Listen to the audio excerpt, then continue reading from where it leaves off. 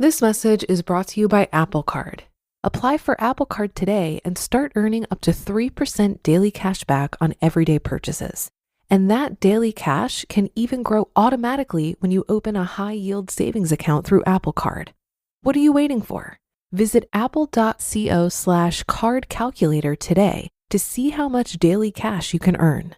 Subject to credit approval. Savings available to Apple Card owners, subject to eligibility. Savings and Apple Card by Goldman Sachs Bank USA. Member FDIC. Terms and more at applecard.com. Why does the United States pay higher drug prices than other countries? Because America's the only country in the world where 340B hospitals mark up drug prices and PBM middlemen charge billions in hidden fees. Meanwhile, Americans subsidize the research and development for new cures. Other countries benefit, but don't pay their fair share. Crack down on the middlemen.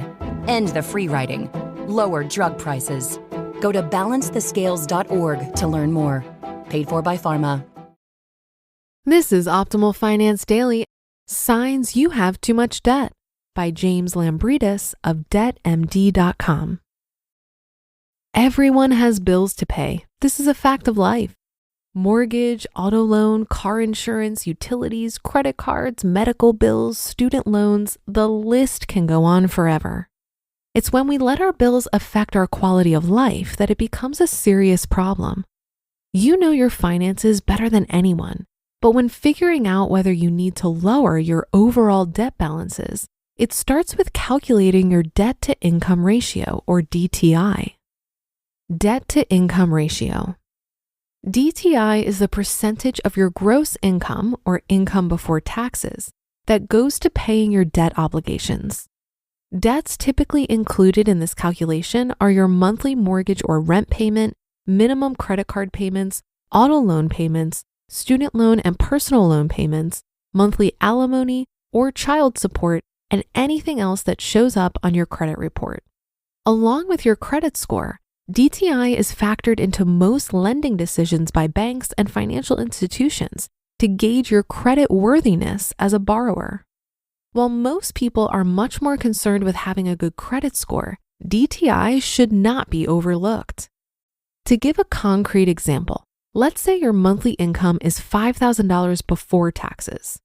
You pay $1,000 per month for your mortgage, $500 per month for credit card bills, and another $300 per month for an auto loan. Your DTI would be the sum of $1,000, $500, and $300 divided by 5,000, which equals 36%. Most lenders would consider 36% a decent DTI. While there's room for improvement, assuming your credit score is at a reasonably good level, with a DTI of 36%, you would have no issue securing a mortgage, getting approved for an auto loan, or obtaining a new credit card. DTI standards. According to Wells Fargo, a 35% DTI or below is viewed as favorable. You can find guidelines used by Wells Fargo to make a lending decision. While every lender might have their own standards, they should not vary significantly from the ones here. 35% or less, good DTI. Relative to your income, debt is at a manageable level. 36 to 49%, opportunity to improve. Debt is being managed adequately, but you may want to consider lowering your DTI. 50% or above, take action. You may not have much money left over to save or spend, and your borrowing options will be limited by lenders. What can I do to lower my DTI? There's no secret formula for lowering your debt-to-income ratio. However, there are two effective ways to improve your DTI. 1, increase your income, or 2, decrease your expenses. Doing both at the same time will work wonders for your DTI. To increase your income, you should try picking up more hours or shifts at your current employer if possible, or try working a side gig in your free time. To decrease your expenses, if you have enough equity to do so, refinancing your mortgage to lower your monthly payment can be helpful. You can also look into refinancing your auto loan to do the same. When it comes to credit card debt, it can become tricky. There are options to help accelerate the payoff of credit cards, such as a debt consolidation loan, credit counseling, or debt settlement. Before choosing one of these options, be sure to educate yourself on them to make sure it's the best option for your unique financial situation. Telltale signs you have too much debt. Calculating your debt-to-income ratio is the surest way to determine whether your debt is a serious problem. However, here are some more practical signs that you should look into lowering your overall debt load. Your debt balances won't go down despite making payments each month. You have no money left over at the end of each month. You have less than $500 in savings. You have to resort to the use of credit cards for basic necessities such as groceries, clothing, and utility bills. You've used your credit card for a cash advance. Your debt has affected your relationships with a significant other or family member. You have recently been late on a debt payment, or your credit score has gone down. If you're experiencing one or more of the previously mentioned in your personal financial life, it may be time to hunker down and get your debt to a more manageable level. In the end, if your debt is negatively affecting your quality of life and hindering the things you wish to do, it's time to create a plan to pay it off. One thing to remember, doing nothing is the worst thing you can do. Making minimum payments is the equivalent of a hamster spinning on the wheel. You will never get anywhere. In order to make a real dent, you should try to double or even triple the minimum payments. It's only then when you will see progress.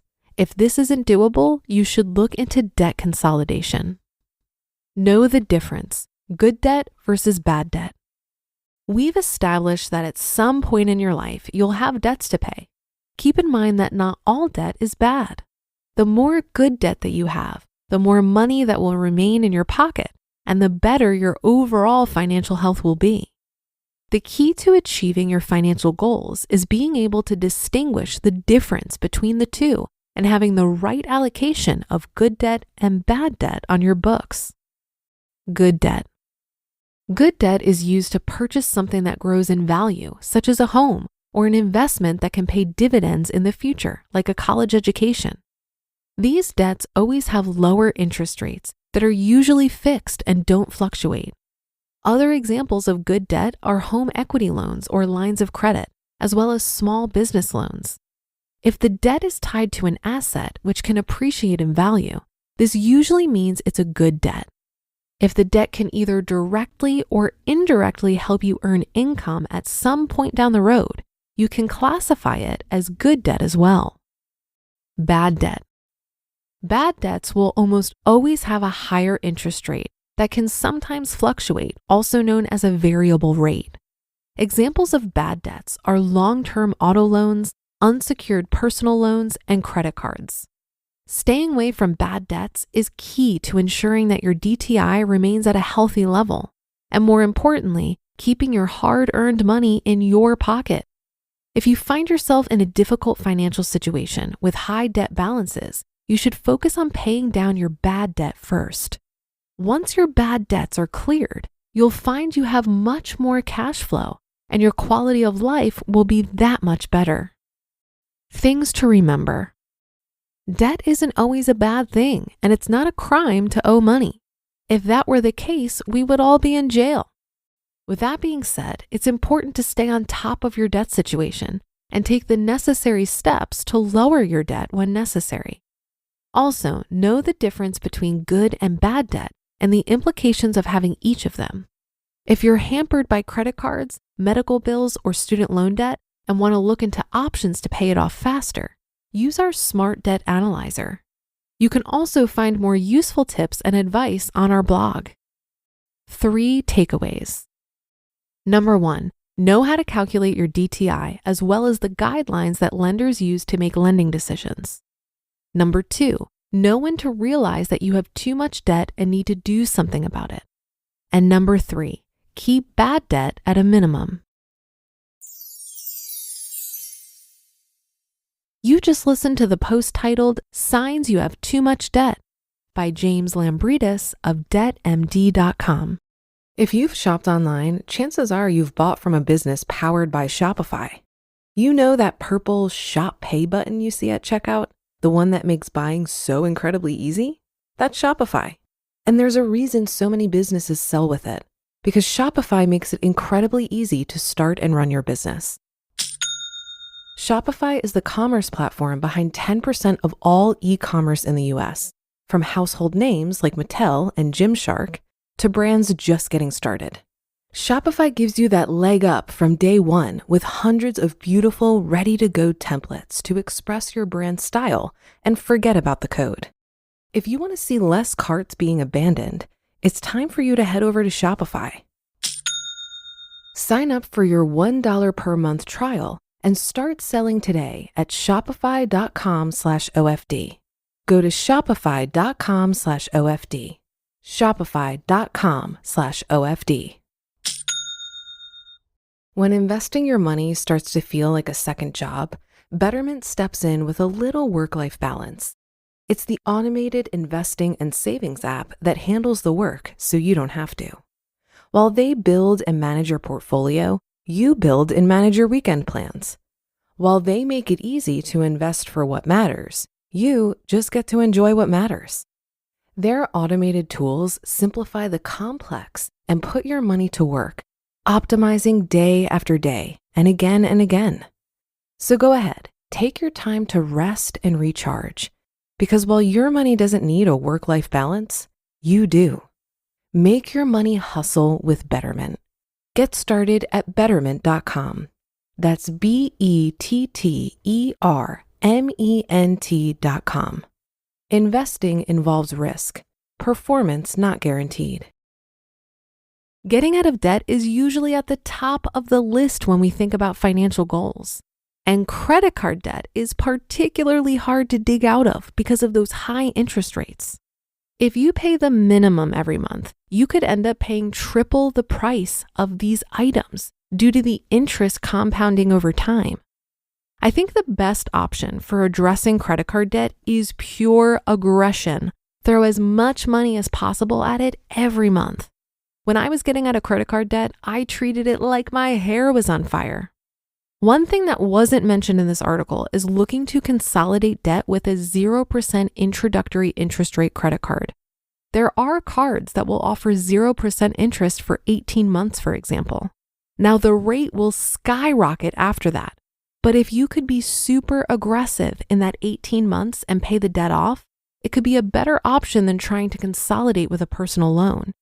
And most importantly, take some time to analyze how you got into this debt in the first place. Was it just from living beyond your means? Or perhaps you didn't have enough in your emergency fund to handle some unexpected expenses.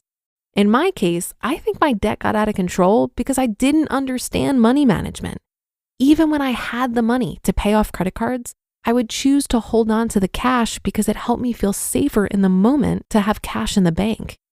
I didn't have a strong financial plan or overall understanding of the most optimal way of deploying my income. Understanding that credit card debt should be avoided at all costs is part of it, but also changing your behaviors and habits when it comes to spending and managing your money is critical. This is going to ensure that you won't get back into credit card debt after you dig your way out.